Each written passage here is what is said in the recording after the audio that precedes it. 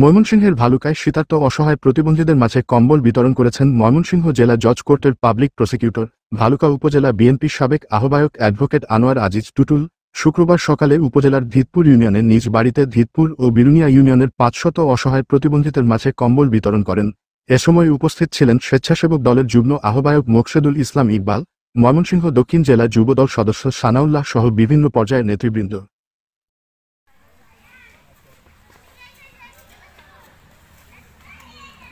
আমরা এই যে যার যেটা হরি হেডেই হের আশাই যে পূর্ণ সেই কামনাই বুঝছেন। দেন হাতে হাতে দেন।